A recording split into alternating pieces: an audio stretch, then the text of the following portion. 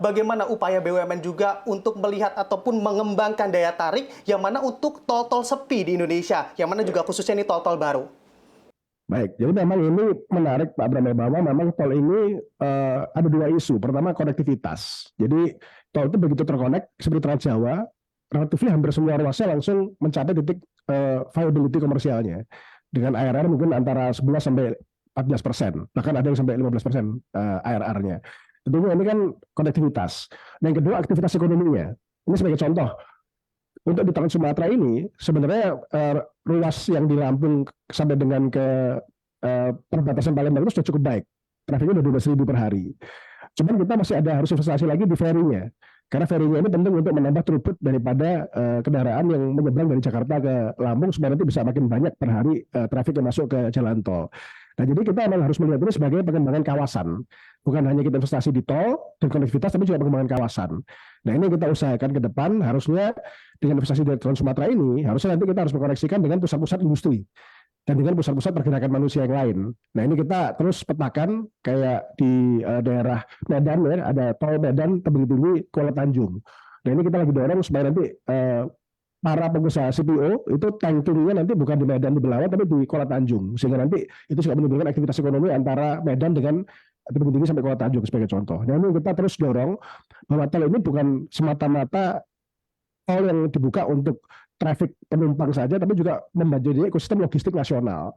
Nah, ini kita harus terus dorong bahwa semua tol-tol kita ini harus mampu terkoneksi dan harus mampu menghubungkan pusat-pusat ekonomi nasional dan mendorong trafik-trafik baru dari aktivitas ekonomi di sekitar itu.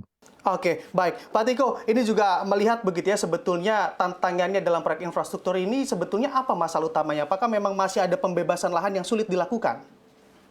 Kalau pembebasan lahan sebenarnya 5 tahun lalu sudah sangat baik, Pak Bram. Jadi dengan Undang-Undang Nomor 2 itu sebenarnya sudah cukup baik dan kita relatifly kecepatan kita juga baik. Ini sebagai contoh tadi saya sebutkan antara Palembang ke Betul ke Jambi ini sedang proses pengadaan tanah cepat sekali. Jadi pengadaan tanah sudah bukan menjadi isu.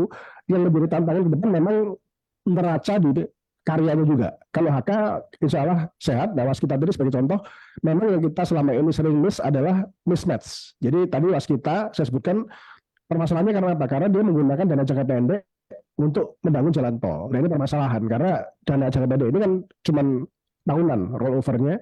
Sementara jalan tol kan baru bisa nanti payback-nya 7-8 tahun gitu. Nah, ini yang kita sedang upayakan bahwa kalau memang yang digunakan oleh uang untuk jalan tol harusnya project finance di level projectnya. Sehingga tenor pengembangan utangnya pun sesuai dengan profil daripada cash flow tol termasuk pendekatan trafiknya dia.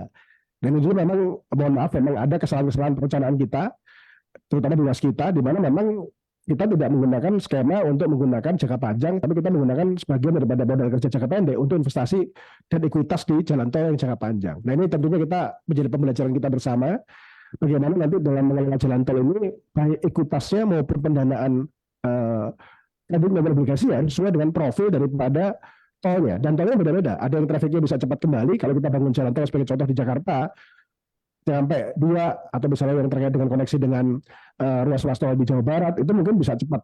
Tapi kalau yang tol ke Sumatera, atau tol-tol misalnya di Jawa, Prabu dan Banyuwangi, itu tentunya tidak seramai tol yang ada di pusat-pusat ekonomi seperti di Jakarta atau di sekitar Jawa Tengah, Jawa Timur. Nah, ini tentunya kita harus perhitungkan sebenarnya tol ini trafiknya seperti apa.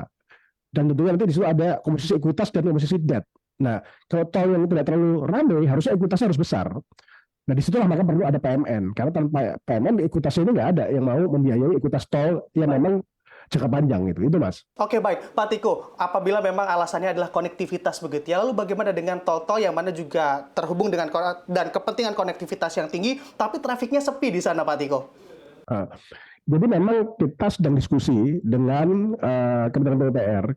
Ini saya beri contoh yang real. Ada tol Menado Bitung sebagai contoh. Yang memang waktu itu dibangun dengan konsep bahwa akan ada pembangunan kawasan industri di daerah Bitung. Ternyata ini tidak terjadi. Nah, sehingga tolnya sepi. Nah, ini kita sedang diskusi dengan Kementerian PUPR. Apabila tol ini memang kemudian sesuai dengan harapan, memang kita harusnya merubah itu menjadi konsep, misalnya menjadi jalan nasional sebagai contoh. Karena kan tidak mungkin tol itu kemudian kalau memang trafiknya rendah dan tidak terjadi aktivitas ekonomi, memang kita harus berubah konsep.